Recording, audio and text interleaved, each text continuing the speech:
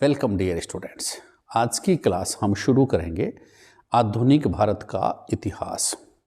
और आधुनिक भारत के इतिहास से संबंधित अधिकांश कंसेप्ट आपके क्लियर करवाने की कोशिश करेंगे और इस टॉपिक को आपके दिमाग में इस बुक को बैठाने की कोशिश करेंगे। पहले कोशिश रहेगी आपके कंसेप्ट क्लियर करने की, उसके बाद थोड़ा डीप स्टडी करने की कोशिश रहेगी। तो देखिए, शुरू करेंगे आधुनिक भारत का इतिहास। और आधुनिक भारत का इतिहास जो है वह शुरू करेंगे हम औरंगजेब की मृत्यु के पश्चात। तो सबसे पहले जो संभावनाएं कंपटीशन में पूछी जाती है यहाँ से, तो पहली संभावना यही पूछ लेते हैं कि औरंगजेब की मृत्यु कब हुई थी। तो बढ़िया प्रश्न आप लोगों के सामने है। औरंगजेब की मृत्यु कब हुई बच्चा? 3 मार्च 1707 को। कब हुई? 3 मार्च 1707 को औरंगजेब की मृत्यु हुई। ये याद रखना, 3 मार्च 1707, 3 मार्च 1707, 3 मार्च 1707, भूलना मत। 777 याद रखना, 3 मार्च याद रखना। 3 मार्च 1707 को औरंगजेब की मृत्यु हुई। प्रश्न संभावना दूसरी ये है कि कहाँ पर औरंगजेब की मृत्यु हुई। तो आप बताएंगे अहमदनगर में औरंगजेब की मृत्यु हुई। कहाँ पर हुई बच्चा?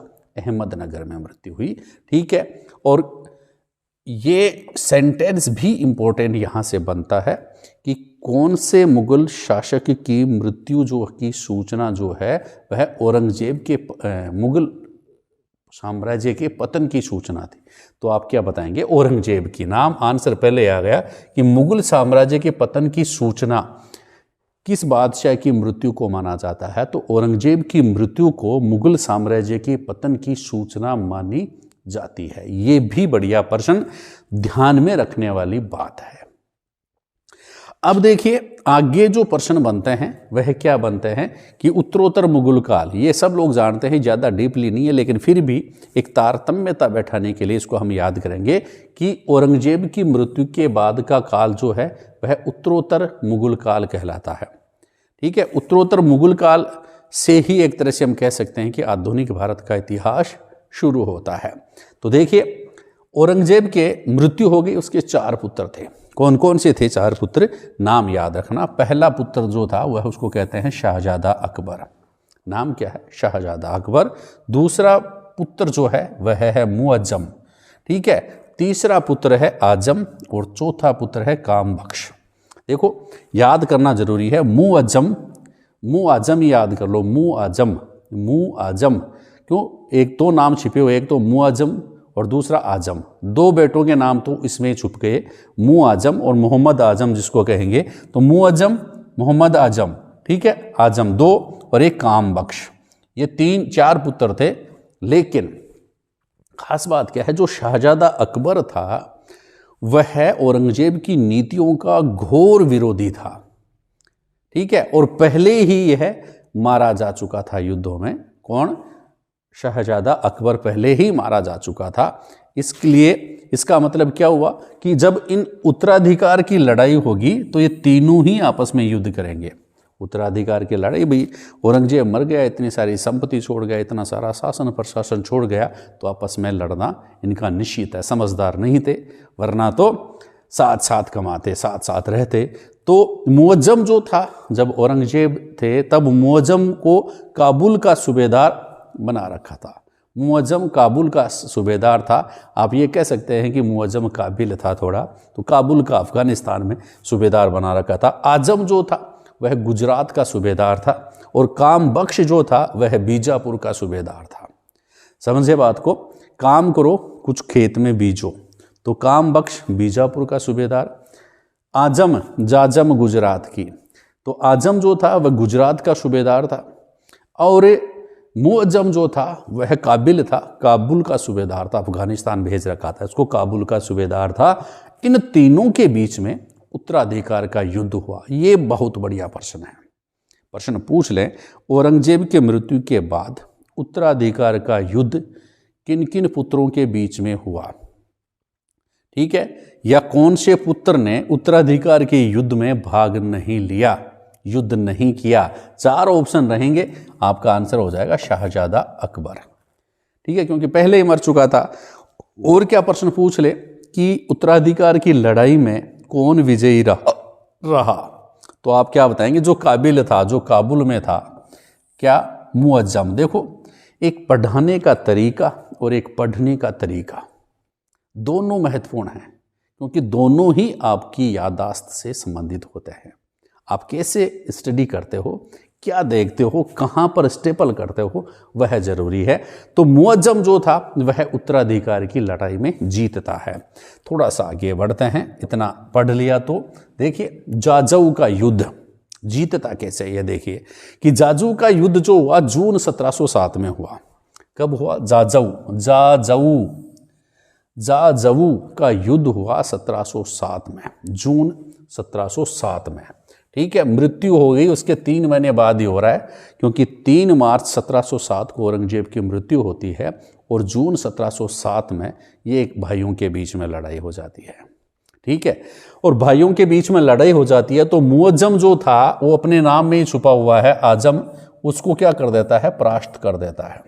क्या कर देता है? परास्त कर देता है। चलो, एक को तो खत्म किया, परास्त कर दिया। आजम को किसने? मुअज्जम ने परास्त कर दिया। मुअज्जम ने आजम को परास्त कर दिया, एक का तो काम तमाम कर दिया। अब दूसरा बचा, कौन सा? काम बख्श। काम था, इसको बख्श देते तो बढ़िया रहता। काम बख्श बीजापुर का सूबेदार था, लेकिन जो मुअज्जम था उसने इसको बख्शा नहीं और हैदराबाद में इसका वध कर दिया। भाई का वध कर दिया भाई ने, भाई का वध कर दिया भाई ने। ठीक है, ये क्या काम कर दिया भाई? भाई का वध कर दिया और 65 वर्ष की आयु में मुअज्जम शाह बहादुर शाह प्रथम के नाम से शासक बनता है, बादशाह बनता है। बहादुर शाह प्रथम, ये उसका नाम, उसने रखा अपना नाम कि मैं बहादुर हूँ, मैंने भाइयों को मारा है, इसलिए मैं बहादुर हूँ, मैंने भाइयों को मारा है। मुअज्जम जो था वो बहादुर शाह प्रथम के नाम से शासक बनता है, खुद को बहादुर शाह प्रथम बताता है, लेकिन मैं उसको कायर शाह प्रथम बताने की आशा रखूँगा, मेरी चेष्टा रखूँगा। मुअज्जम बहादुर शाह प्रथम के नाम से क्या बनता है बच्चा? सिंहासन पर बैठता है और इसका कार्यकाल जो होता है 1707 से 1712 तक होता है। 5 साल तक इसका कार्यकाल होता है बच्चा, 5 साल तक इसका जीवन काल होता है, शासन काल होता है। क्यों? क्योंकि काम ही ऐसा किया है, बहादुर भाइयों को मार करके सिंहासन प्राप्त करना एक तरह से नीचता की श्रेणी में, कायरता की श्रेणी में मैं इसको मानता हूँ, लेकिन उस समय ये बहादुर काम माना जाता था। तो बहादुर शाह प्रथम के नाम से मुअज्जम जो काबुल का शासक था, काबुल का सूबेदार था, वह सत्ता संभालता है, सिंहासन पर बैठता है। बहादुर शाह प्रथम की एक खास बात थी, क्या भाई? यह हिंदू राजाओं और जो हिंदू सरदार थे उसके प्रति कुछ सहिष्णुता का भाव रखता था, ऐसा इसकी सोच थी। उससे मारकाट थोड़ा कम करता था, इसमें कट्टरता का अभाव थोड़ा अपन कह सकते हैं बहादुर शाह प्रथम में। आगे देखिए भैया, औरंगजेब के उत्तराधिकारी बहादुर शाह को भी हम रीड करेंगे, लेकिन उससे पहले एक प्लान के तहत हम आप लोगों को बता रहे हैं कि उससे पहले अगर अपन ये एक बार सरसरी तौर पर देख लेना तो फिर ये एक दिमाग में एक तरह से क्रम निर्धारित होता है और अपने को याद करने में, इस टॉपिक को याद रखने में ये सहायक होता है। तो इसलिए मैंने क्या किया है, पहले औरंगजेब के जितने भी उत्तराधिकारी थे उनको आपके सामने रख दिया है। औरंगजेब के उत्तराधिकारियों की खास बात क्या है? ये बहादुर से शुरू होते हैं और बहादुर पे ही खत्म होते हैं। बहादुर से शुरू होते हैं, बहादुर पे ही खत्म होते हैं। तो कौन कौन से नाम है? देखो, बहादुर शाह प्रथम, बहादुर शाह प्रथम, आप बहादुर को बहादुर के लिख सकते हैं, बहादुर शाह प्रथम याद रखने में आसानी रहेगी। क्यों? कि बहादुर जहांदर, बहादुर जहांदर में कोई फ़र्क है क्या? ऐसे याद रख सकते हैं, बहादुर जहांदर में कोई फ़र्क है क्या? मतलब बहादुर शाह प्रथम, जहांदर शाह प्रथम, कोई फ़र्क है क्या? यानी कि फर्रुख शियर, ये 3 शासक जो हैं उनके नाम आपको याद रह सकते हैं। बहादुर जहांदर, फ़र्क है क्या? फर्रुख शियर। ठीक है, 3 नाम याद हो गए। फिर रफ़ी रफ़ी, रफ़ी रफ़ी, बहादुर जहांदर, फ़र्क है क्या? रफ़ी रफ़ी, आलम आलम, मोहम्मद अहमद आलम आलम, अकबर बहादुर। इस प्रकार से याद रख सकते, एकदम सिंपल है। मैं कह रहा हूँ पढ़ने का तरीका और याद करने का तरीका, आपके डेडिकेशन, इन सब से ज़्यादा भारी हो जाता है। डेडिकेशन भी आप कंसंट्रेशन जो है आप देंगे तो आपको याद रहेगा, लेकिन साथ में कुछ तरीका इस प्रकार से अपनाइए कि वो आपको याद रहें। कैसे याद करेंगे भाई? बहादुर जहादर में फ़र्क है क्या? ठीक है, रफ़ी रफ़ी याद कर लेंगे। पहले रफ़ी उदर जात है, फिर रफ़ी उद दौला है, फिर मोहम्मद अहमद याद रख लेंगे, मोहम्मद अहमद याद हो जाएगा। फिर आलम शाह आलम याद रख लेंगे, आलम शाह आलम याद रह जाएगा। फिर अकबर याद रख लेंगे, फिर लास्ट में बहादुर शाह सेकंड याद रख लेंगे। इतने से जो ये नाम हैं 11 नाम आपको याद हो जाएंगे। कैसे? बहादुर जहादर फ़र्क है क्या? फ़र्रुख शियर आ जाए, बहादुर शाह है, जहादर शाह है, फ़र्रुख शियर। ठीक है, फिर रफ़ी उदर ज़ात, रफ़ी उद दौला। ठीक है, फिर मोहम्मद अहमद, मोहम्मद शाह, अहमद शाह। फिर आलमगीर, फिर शाह आलम, आलम शाह आलम याद रह जाएगा। और फिर अकबर और बहादुर शाह द्वितीय। इस प्रकार से ये नाम आपको याद हो गए होंगे। फिर थोड़ा सा शासनकाल पे भी आप थोड़ी सी दृष्टि रख लें, क्योंकि देखने भर से ही आपके कुछ दिमाग में फीड ज़रूर होता है, और जब आगे हम इसको लर्न करेंगे तो टिप्स पे भी एक दिन ये होगा। देखिए, बहादुर शाह प्रथम आपको पता है औरंगजेब की मृत्यु 1707 में हुई थी, तो पहले 1707 फिर 1712, 1707 से 1712 तक इनका कार्य शासनकाल रहा। जहादर शाह मार्च 1712 से फरवरी 1713, 1 साल भी रहे लगभग। फिर 1713 से 1719 फ़र्रुख शियर, ये 6 साल, 1713 से 1719 6, फ़र्क 6 याद रख सकते हैं, फ़र्क 6। 1713, 13, 13 और 19 में तो फ़र्क है, कितने साल का? 6 साल का है। तो फ़र्रुख शियर जो थे वो 1713 से 1719 तक रहे। फिर रफ़ी उदर जात, देखो यहाँ देखो 19 में 3 शासक आ गए, इसी तो कहते हैं मुगल शासन का पतन। सॉरी, 19 में फ़र्रुख शियर, रफ़ी उदर जात 28 फरवरी राष्ट्रीय विज्ञान दिवस से 1719 से 4 जून 1719 तक रहे। फिर जून 1719 से सितंबर 1719 तक रफ़ी उद दौला रहे। ठीक है, फिर एक और आ गया 17 सितंबर 1719 से 4 हो गए, सितंबर 1719 से अप्रैल 1748 तक, ये लंबे समय तक रहे। कौन? मोहम्मद शाह। 19 से 48 तक, लगभग 29 ईयर्स तक उन्होंने शासन किया। मोहम्मद शाह ने 29 साल हो गए ना, 19 से 48, 29 प्लस 19 48 हो जाएंगे। तो मोहम्मद शाह लगभग 29 वर्ष तक शासन किया। अहमद शाह 48 से 54, ये भी लगभग 6 साल तक। और आलमगीर 54 से 59, 5 साल तक। फिर शाह आलम द्वितीय 59 से 1806, ये भी थोड़े लंबे समय तक चले। शाह आलम द्वितीय 59 से 1806, इसका मतलब लगभग 47 ईयर्स तक ये रहे। फिर अकबर द्वितीय 1806 से 1837, और फिर अंतिम मुगल बादशाह बहादुर शाह द्वितीय सेकंड, ये रहे 1837 से 1862। और बहुत बार प्रश्न पूछ लेते हैं कि 1857 की जब क्रांति हुई तब उस समय मुगल बादशाह कौन थे? तो बहादुर शाह द्वितीय। ठीक है, बहादुर शाह द्वितीय, जिसे जफर के भी नाम से जानते हैं। तो ये औरंगजेब के उत्तराधिकारी हैं। आपने सरसरी तौर पे उनको देख लिया है, आगे इनको हम आप लोगों को याद ही करवा देंगे। ठीक है, नेक्स्ट देखिए आप, बहादुर शाह प्रथम। मैंने कहा था आपको कि टॉपिक जब आप सेलेक्ट करते हैं तो उसकी संभावनाएं भी सेलेक्ट किया करो, और ये संभावनाएं हर स्टूडेंट सेलेक्ट नहीं कर सकता। क्यों नहीं कर सकता? क्योंकि उनको ये पता नहीं होता है कि एग्जामिनेशन में कौन कौन से प्रश्न इस टॉपिक से पूछे जाएंगे। तो किसको पता रहता है? ये गुरु को पता रहता है, गुरु जी को पता रहता है। जो एग्जामिनेशन दे चुके हैं, जो बहुत कंपटीशन की स्टडी करते हैं, उनको पता होता है कि किस टॉपिक से क्या क्या कौन कौन से प्रश्न बनने की संभावनाएं हैं। तो टॉपिक को जब हम रीड करते हैं या फिर जब हम पढ़ाते हैं तो उससे संबंधित संभावनाएं कलेक्ट करते हैं।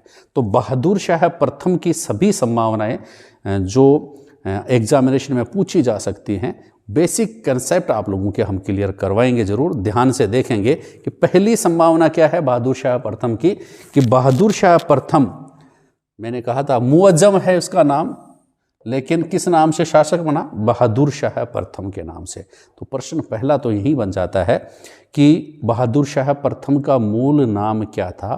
तो मुअज्जम। ठीक है। अब दूसरी बात क्या है कि बहादुर शाह प्रथम जो है उसको हम शाह बेखबर के नाम से भी जानते हैं, शाह बेखबर के नाम से जानते हैं। ये दूसरी संभावना इसकी बनती है कि शाह बेखबर के नाम से कौन सा मुगल बादशाह को जाना जाता है? तो क्या बताएंगे? बहादुर शाह प्रथम को शाह बेखबर भी कहते हैं। तीसरी संभावना, बहादुर शाह प्रथम को शाह बेखबर किसने कहा? तो क्या बताएंगे? काफी खां। काफी खां, ठीक है, कॉफी खां मत कर देना, काफी खां है। और क्यों कहा? क्योंकि ये राज कार्य के प्रति लापरवाह था, उसको पता नहीं था कि अपने राजकोष में कितना धन है। बताते हैं कि लगभग 1707 में बहुत कम धन, 17 करोड़ के आसपास इसके पास बचा था, तो बहुत कम धन इसके पास था। तो शाह बेखबर राज कार्य के प्रति लापरवाह है। किसने कहा? काफी खां को कहा, काफी खां ने कहा, इतिहासकार थे। फिर एक और बहुत बढ़िया संभावना इस टॉपिक से बहादुर शाह से पूछे जाने की कि एक इतिहासकार हैं सिडनी ओवेन, याद रखना नाम। सिडनी तो आपको पता है ऑस्ट्रेलिया की राजधानी है, सिडनी ऑस्ट्रेलिया, ठीक है, ऑस्ट्रेलिया में है सिडनी। तो एक तो सिडनी तो वो हो गया, याद रखने में कोई टेंशन नहीं होनी चाहिए। ओवन आप जानते हो, नाम है वैसे इतिहासकार का, लेकिन मैं बता रहा हूँ याद रखो इसको, सिडनी ओवेन। इसने क्या कहा बहादुर शाह प्रथम के बारे में कि यह अंतिम मुगल बादशाह था, यह अंतिम मुगल बादशाह था जिसके बारे में कुछ अच्छे शब्द कहे जा सकते हैं। बहुत बड़ी बात इसने कही है कि यह अंतिम मुगल बादशाह था जिसके बारे में कुछ अच्छे शब्द कहे जा सकते हैं। ठीक है, इसका मतलब इसके बाद लगभग बुरे ही बादशाह मुगल बादशाह आए हैं। तो किसने कहा? सिडनी ओवेन ने कहा। किसके बारे में कहा? बहादुर शाह प्रथम के बारे में कहा। और नेक्स्ट संभावना क्या है? इसकी मृत्यु कब हुई? 27 फरवरी 1712 को। बहादुर शाह प्रथम की मृत्यु कब हुई? 27 फरवरी 1712 को बहादुर शाह प्रथम की मृत्यु हुई। ठीक है, अब देखेंगे खास बात, हमने चर्चा की थी पहले कि बहादुर शाह प्रथम या मुअज्जम जो था वह हिंदुओं के प्रति कुछ सहिष्णु भावनाएं रखता था। ठीक है, इसका एग्जाम्पल देखिए आप कि इसने क्या किया? गुरु गोविंद सिंह के साथ संधि की, गुरु गोविंद सिंह के साथ संधि की और गुरु के सम्मान में इन्होंने कौन सी उपाधि प्राप्त की? खिलअत व उच्च मनसब की उपाधि प्राप्त की। ठीक है, दूसरी बात, बुंदेला सरदार जो था छत्रसाल, बुंदेला सरदार छत्रसाल से उन्होंने मेल मिलाप बढ़ाया और जाट सरदार चूड़ामन से संधि की। इसका मतलब इसकी जो नीति थी वो हिंदुओं के प्रति थोड़ी सहिष्णु भाव ये रखता था। फिर शाहू जो थे, संभाजी के पुत्र शाहू, उसको मुगल कैद से मुक्त कर दिया, मुगलों की कैद में था, उसको मुक्त कर दिया, जा भाई तो फ्री है। किसने? बहादुर शाह प्रथम ने। और औरंगजेब ने जो कर लगाया था, बहुत बढ़िया प्रश्न बनता है, जजिया कर, उस जजिया कर को इसने क्या कर दिया बच्चा? समाप्त कर दिया था। बढ़िया बढ़िया जो है बहादुर शाह है हिंदू सरदारों, हिंदू बादशाहों के प्रति सहिष्णु भाव रखते थे। तो थोड़ा बहुत एक्सप्लेनेशन यहाँ पर मिल रहा है कि गुरु गोविंद सिंह के साथ इन्होंने संधि की थी, जो बुंदेला सरदार छत्रसाल थे उनके साथ मेल मिलाप बढ़ाया था, जाट सरदार चूड़ामन थे उनसे साथ संधि की थी, और संभाजी के पुत्र जो थे शाहू महाराज, उनको इसने क्या किया था भाई? मुगल जेल से विदा कर दिया था, फ्री कर दिया था, स्वतंत्र कर दिया था, मुक्त कर दिया था। इतनी सी बात है। और देखिए एक और ख़ास बात है कि पंजाब में बहादुर शाह प्रथम के शासनकाल में पंजाब में बंदा बहादुर के नेतृत्व में विद्रोह हुआ था। किसके खिलाफ? बहादुर शाह प्रथम के खिलाफ। इस विद्रोह को दबाने में वह नाकाम रहा था। कौन? बहादुर शाह प्रथम। और इसके दमन के समय ही 27 फरवरी 1712 को इनकी मृत्यु हो गई थी। ये बढ़िया प्रश्न है कि औरंगजेब, ये बहादुर शाह प्रथम की मृत्यु कब हुई? तो आप बताएंगे 27 फरवरी 1712 को। औरंगजेब की मृत्यु कब हुई? तो आप बताएंगे 3 मार्च 1707 को। याद रखेंगे, क्योंकि सब्जेक्ट चाहे कोई भी हो, उसमें अगर आप तल्लीनता से उसको रीड करते हैं ना, तो आपको याद ज़रूर होता है। आपका डेडिकेशन और आपको जो तल्लीनता है, सब्जेक्ट के प्रति समर्पण है, आपके जानने की इच्छा जो है, वह आपके सब्जेक्ट को मजबूती प्रदान करती है, आपको याद करवाती है और आपको सफलता दिलाती है। बहादुर शाह के पुत्र जो थे उनके बीच में भी युद्ध हुए। तो बहादुर था, नाम मुअज्जम था, उसने भी भाइयों को मार करके शासन प्राप्त किया था, तो इनके बेटे भी वही लक्षण प्राप्त करेंगे ना। तो इनके जो बेटे थे, 4 पुत्र भी इसके थे। देखो 4 पुत्र उसके थे, तो नाम याद रखना जरूरी है। मैंने क्या कहा कि टॉपिक में तल्लीनता जरूरी है, याद नाम रखना है। तो देखो इसको चूज करना पड़ेगा, क्या याद करें। देखो 2 तो पुत्र जो थे नाम, उनकी शान थे। किसकी? बहादुर शाह प्रथम की। नाम मुझे कुछ ना कुछ चाव से नाम रखते हैं वो। तो उस शान, देखो इसमें भी शान है, उस शान और उस शान। देखो 2 नामों में शान दे रखा है, तो याद करने में टेंशन नहीं रहेगी, क्योंकि 2 ही शब्द आपको याद रखने हैं, एक तो रफ़ी और एक अजीम। अजीम प्रेम जी जानते हो, रफ़ी आप जानते हो। रफ़ी उस शान, अजीम उस शान, ठीक है ना। रफ़ी उस शान, अजीम उस शान। और 2 में क्या लगा रखा है? शाह लगा रखा है। देखो एक तो जहां शाह है, जहां शाह है, जहां चाह नहीं है, जहां शाह है और जहां दर शाह है, ठीक है ना। तो 4 पुत्र हो गए, जहां शाह है, जहां दर शाह है, रफ़ी उस शान, अजीम उस शान, ठीक है। नाम थोड़े क्लिष्ट हैं लेकिन याद हो जाते हैं अगर आप उसको इसमें तल्लीनता से, ध्यान से इनको अपन देखते हैं, इनसे बात करते हैं शब्दों से, तो ये अपने को याद जरूर होते हैं। इन 4 पुत्रों के बीच में जब उत्तराधिकार का युद्ध होता है, इन 4 पुत्रों के बीच में जब उत्तराधिकार का युद्ध होता है, तो कौन सा जीतता है? जहांदर शाह जीतता है। कौन जीतता है भाई? जहांदर शाह जीतता है। तो प्रश्न यहां से बनता है, क्या बनता है कि बहादुर शाह के पुत्रों के उत्तराधिकार की लड़ाई में कौन विजयी हुआ? तो क्या बताएंगे? जहांदर शाह। किसकी सहायता से? कार, ऐसी कार थी उसके पास जिसकी जुल्फें थी, है ना। जुल्फी कार, जिसको क्या कहते हैं? जुल्फी कार। जुल्फी वाली कार की सहायता से कौन जीता? जहांदर शाह जीता उत्तराधिकार के युद्ध में। तो अपन याद रखने के लिए बता रहे हैं, वैसे नाम क्या है कि जहांदर शाह जो थे, जुल्फिकार खां की सहायता से उत्तराधिकार की लड़ाई में विजय प्राप्त उसने की थी। इसलिए जहांदर शाह ने जुल्फिकार खां को अपना वजीर बना दिया था, अपना सेनापति बना दिया था। तो डियर स्टूडेंट्स, आज की क्लास में बस इतना ही। आगे की क्लास में हम बात करेंगे जहांदर शाह व और अगले शासकों के बारे में। तब तक आप पढ़ते रहें, आगे बढ़ते रहें। थैंक यू, धन्यवाद।